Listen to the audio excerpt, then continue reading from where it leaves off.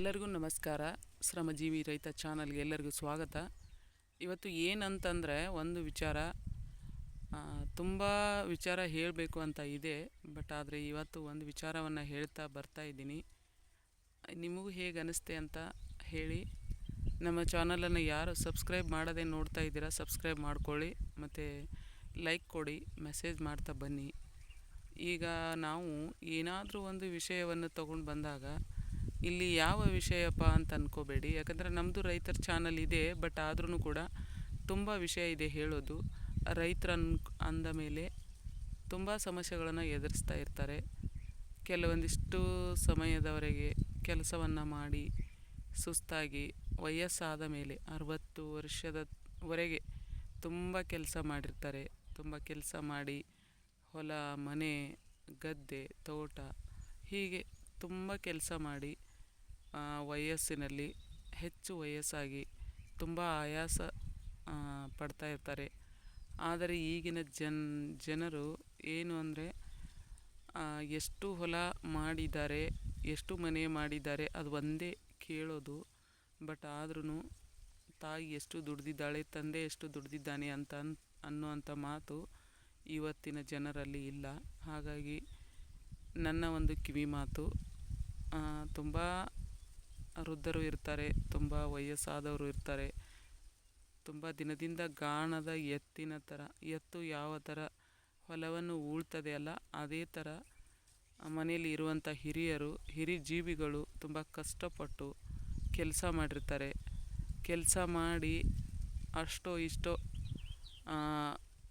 ಕೂಡಿಟ್ಟು ಮಗನಿಗೆ ಅಥವಾ ಮಗಳಿಗೆ ಅಂತ ಅಂದ್ಕೊಂಡು ತುಂಬ ಕೂಡಿ ಇಡದೇ ಇದ್ರೂ ಕೂಡ ಸ್ವಲ್ಪ ಆದ್ರೂ ಕೂಡಿಟ್ಟು ಒಂದು ಸಂಸಾರ ಅಂತ, ಒಂದು ಫ್ಯಾಮಿಲಿ ಅಂತ ಕಟ್ಕೊಂಡು ಬಂದಿರ್ತಾರೆ. ಅವರಿಗೆ ವಯಸ್ಸಾದಾಗ ಅವರನ್ನು ಯಾರೂ ಸರಿಯಾಗಿ ನೋಡೋದೇ ಇಲ್ಲ. ರೈತರು ಇನ್ನೂ ಒಂದು 50% ನೋಡ್ತಾರೆ. ಆದರೆ ಸಿಟಿನಲ್ಲಿ ಇರುವವರು ಮಕ್ಕಳು ಮತ್ತು ಮೊಮ್ಮಕ್ಕಳು, ತಾಯಿ ತಂದೆ, ಅಜ್ಜ ಅಜ್ಜಿ ಅಂದರೆ ಅವರಿಗೆ ಯಾರೂ ಗೊತ್ತಿರೋದಿಲ್ಲ. ಯಾಕೆ ಹೀಗೆ, ಜಗತ್ತು ಯಾಕೆ ಹೀಗೆ?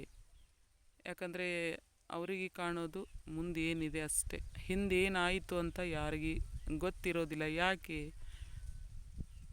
ತಾಯಿ ತಂದೆ ಆದವರು ಮಕ್ಕಳಿಗೆ ಅಜ್ಜ ಅಜ್ಜಿ ಹಳ್ಳಿಯಲ್ಲಿರುವಂಥ ಹೊಲ, ಮನೆ, ಮಂದಿ, ಮಕ್ಕಳು ಇದ್ರ ಬಗ್ಗೆ ಮಕ್ಕಳಿಗೆ ಒಂದು ಹಂತದವರೆಗೆ ಹೇಳಿ ಕೊಟ್ಕೊತ ಬಂದಾಗ ಮಕ್ಕಳಿಗೆ ಸ್ವಲ್ಪ ಮಟ್ಟಿಗೆ ಅರ್ಥ ಆಗ್ತದೆ. ಅದು ಎಲ್ಲ ಬಿಟ್ಟು ಏನು ಹೇಳದೇನೆ ನನಗೇನು ಗೊತ್ತಿಲ್ಲ, ನಂದು ಅಲ್ಲೊಂದು ಊರಲ್ಲಿ ಹೊಲ ಇದೆ, ಅಲ್ಲೊಂದು ಊರಲ್ಲಿ ಮನೆ ಇತ್ತು, ಅಲ್ಲಿ ನನಗೆ ಇದ್ದಾರೆ, ನಮ್ಮ ಅಪ್ಪ ಅಮ್ಮ ಇದ್ದಾರೆ, ನಾನು ಹೋಗಿಲ್ಲ, ನನಗೂ ಗೊತ್ತಿಲ್ಲ ಅಂತ ಅಂದ್ಕೊಂಡು ಬರ್ತಾರಲ್ಲ, ಆಗ ಮಕ್ಕಳು ಮೊಮ್ಮಕ್ಕಳು ಏನಾಗ್ತಾರೆ, ಅವ್ರಿಗೆ ಅದೇ ಪರಿಸ್ಥಿತಿ ವಯಸ್ಸಾದ ಮೇಲೆ ಬರ್ತದೆ. ವಯಸ್ಸಿದ್ದಾಗ ಏನು ಅನಿಸೋದಿಲ್ಲ. ಮೊಮ್ಮಕ್ಕಳಿಗೆ ಅಥವಾ ಮಕ್ಕಳಿಗೆ ಏನಾದರೂ ಒಂದು ಇನ್ಕಮ್ ಬರ್ತದೆ ಸಿಟಿನಲ್ಲಿ, ಹಾಗಾಗಿ ಚೆನ್ನಾಗಿರ್ತಾರೆ. ಒಂದು ಹಂತದಲ್ಲಿ ಏನು ಇನ್ಕಮ್ ಬರದೇ ಇದ್ದಾಗ ಸಿಟಿನಲ್ಲಿ ಇದ್ದವರಿಗೆ ಅಜ್ಜ ಅಜ್ಜಿ ಅಪ್ಪ ಅಮ್ಮ ತುಂಬ ಭಾರ ಆಗ್ತಾರೆ. ಯಾಕೆ ಹೀಗೆ ಜಗತ್ತಿಗೆ ಏನು ಬೋಧನೆ ಇಲ್ಲ, ಅದು ನನಗೆ ಅರ್ಥ ಆಗ್ತಿಲ್ಲ.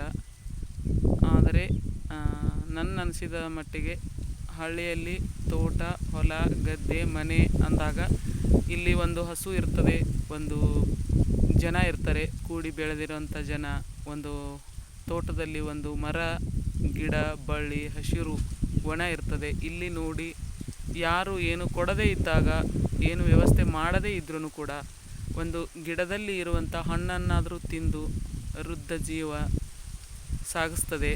ಆದರೆ ಸಿಟಿನಲ್ಲಿ ಹಾಗಾಗೋದಿಲ್ಲ ನೋಡಿ. ಅವರೆಲ್ಲ ತಮ್ಮ ಪಾಡಿಗೆ ತಾವು ಸುತ್ತಾಡಿ ಬರ್ತಾರೆ. ಅಜ್ಜ ಅಜ್ಜಿಗೆ ಮನೆಯಲ್ಲಿ ಕೂಡೆ ಹಾಕ್ತಾರೆ. ಅಲ್ಲಿ ಅವರಿಗೆ ಬೇಕು ಬೇಡ ಅನು ಏನು ಕೇಳುವಂಥ ಮನಸ್ಥಿತಿ ಸಿಟಿನಲ್ಲಿ ಇರೋದಿಲ್ಲ.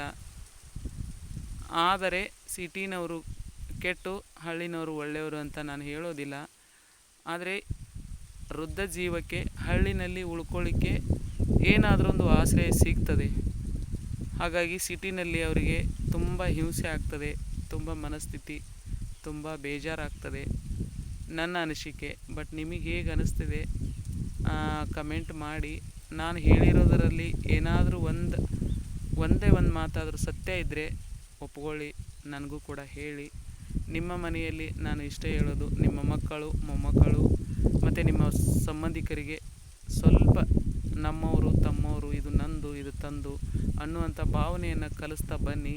ಮುಂದೊಂದು ದಿನ ನಾವು ನಮ್ಮ ತಾಯಿ ತಂದೆ ಅಜ್ಜ ಅಜ್ಜಿ ಅವರಿಗೆ ನಾವು ಮಾಡಿರುವಂಥ ಪಾಪ ನಮ್ಮನ್ನು ಬಿಡೋದಿಲ್ಲ.